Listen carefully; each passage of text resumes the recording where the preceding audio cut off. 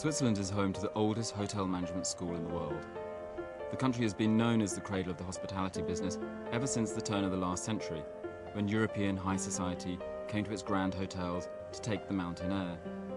Founded in 1893, the Ecole Hoteliere de Lausanne created a traineeship based on the fundamentally Swiss characteristics of organisation, gracious manners and perfection.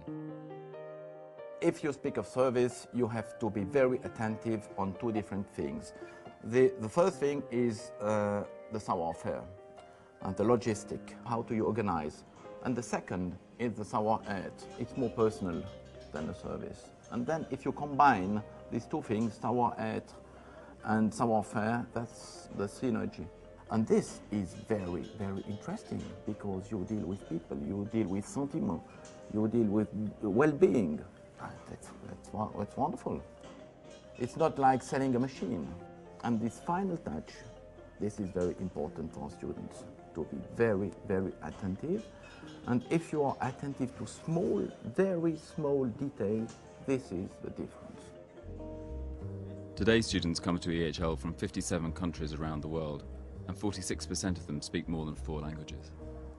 In the early days, students were often the children of hotel owners. Now, while that second generation of hoteliers do still enrol, the makeup of the school is as diverse as the industry itself. The emphasis is on business and leadership, and the air is heady with ambition, as motivated students apply themselves to practical, analytical and strategic coursework. Strategic management is a lot about relating your firm and industry to changes that are going on in the world.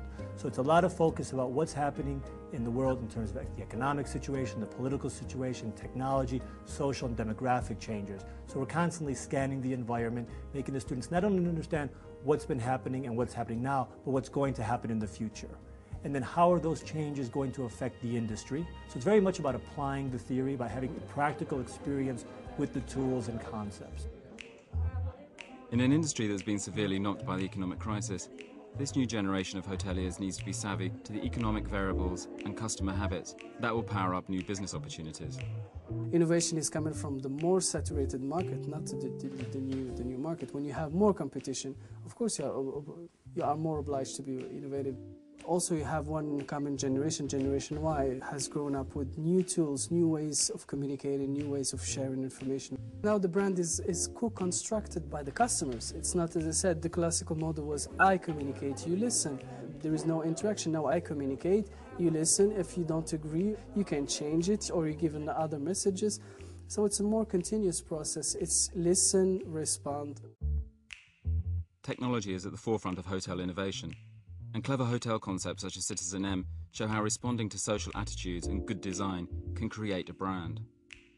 The expression that's used frequently is high tech, high touch. If you have a lot of technology, then you can really develop the high touch and give the customer the extended welcome when he's ready for it, because you know that customer, that technology has provided you with in-depth information. So I think technology does provide that high service level. The hotels have been slow to wake up, but kind of trying to gain momentum now. And we see more jobs appearing for students in that kind of area. You know, e-marketing managers, social media directors within the hospitality context. So we try and reflect what the industry needs, but we also, I think, are a bellwether in terms we try and indicate to the industry what they need as well. In 5-10 years' time, these students will be running departments, if not hotels. But in their first year, it's down to basics, actively learning about every aspect of the hotel business. On graduation, many choose not to work in the hotel industry at all, but rather offer their expertise to professional organisations who appreciate the value of a Swiss-run hospitality bootcamp. It's a condition of success for the future. So the market is so wide open. There's so many possibilities. It's huge. Really, it's huge. In Lausanne, for Monocle, I'm Andrew Tuck.